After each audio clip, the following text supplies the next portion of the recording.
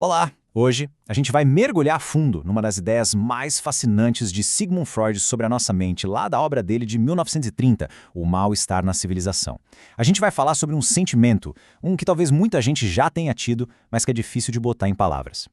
Pensa aí um pouquinho. Sabe aquela sensação de estar conectado com tudo? De ser parte de algo muito maior, como se as fronteiras entre a gente e o universo simplesmente sumissem? É um sentimento muito poderoso, né? Uma sensação de unidade com tudo que existe. É exatamente daí que a nossa investigação de hoje vai partir.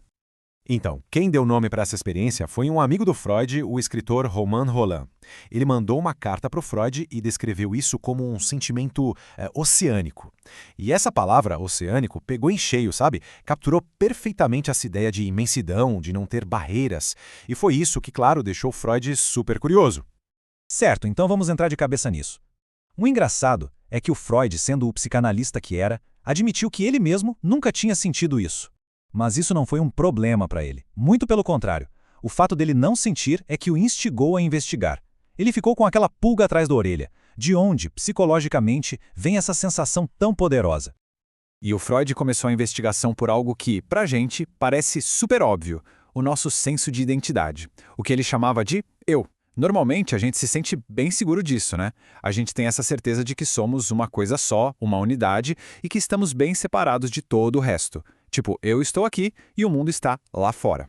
Mas será que essa fronteira é tão firme assim?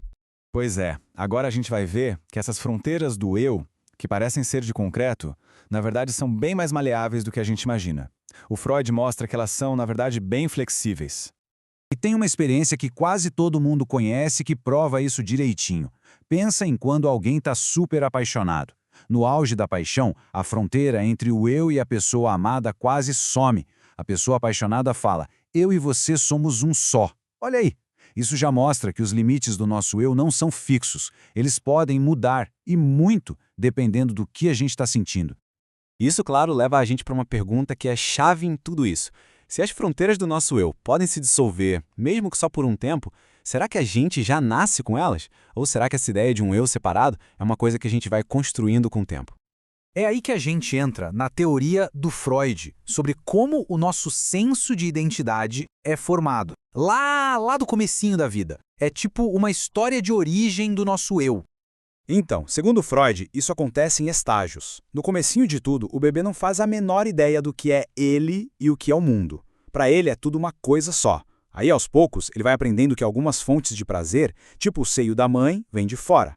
Ao mesmo tempo, tudo que causa dor, ele meio que joga para fora, para longe dele, criando um eu que é só prazer. E aí, com o tempo e com a experiência, essa distinção entre o que é de dentro e o que é de fora vai ficando mais clara, e é assim que se formam as fronteiras do eu que a gente conhece na vida adulta. Ok, beleza. Com essa história toda da origem do eu na cabeça, qual é então a resposta do Freud para o mistério do tal sentimento oceânico? Onde é que ele entra nisso tudo? E aqui vem o pulo do gato. Para Freud, o sentimento oceânico é basicamente um eco.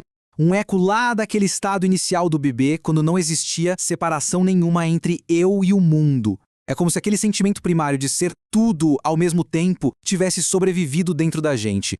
Ou seja, aquele sentimento original de ser um com o todo não some por completo. Em muita gente ele fica ali, guardadinho, e existe junto com o nosso eu adulto, com todas as suas fronteiras.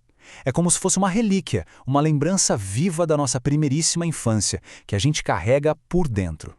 E para explicar essa ideia que é, vamos combinar, incrível, essa ideia de que o passado continua vivo dentro da gente no presente, o Freud usou uma analogia. E que analogia? É simplesmente genial. E a gente vai vê-la agora. Então, se prepara para uma viagem na imaginação. O Freud nos convida a pensar num cenário que é fisicamente impossível, mas que ajuda a gente a entender direitinho como a nossa mente é única. Imagina o seguinte, a cidade de Roma, só que um lugar onde nada, absolutamente nada que já foi construído, foi destruído. Pensa só, os palácios dos Césares ainda estariam lá no Monte Palatino. O antigo templo de Júpiter estaria no mesmíssimo lugar dos prédios de hoje. A Casa Dourada do Nero estaria lá onde hoje fica o Coliseu. Todas as fases da história da cidade. A Roma antiga, a Roma medieval, a Roma de hoje, tudo existindo junto, no mesmo espaço, ao mesmo tempo. É uma imagem maluca. né? E é aí que está o ponto central. No mundo físico, isso é um absurdo total, porque um espaço não pode ser ocupado por duas coisas ao mesmo tempo.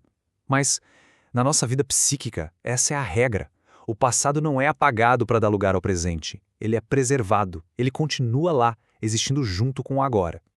E essa é a conclusão poderosa que o Freud tira dessa analogia toda. Na nossa mente, na nossa psique, nada do que já foi formado se perde de verdade. Tudo, de alguma maneira, é preservado. Todas as nossas versões anteriores, todos os eus que a gente já foi, continuam existindo dentro da gente. Isso tudo deixa a gente com uma pergunta bem provocadora para a gente pensar.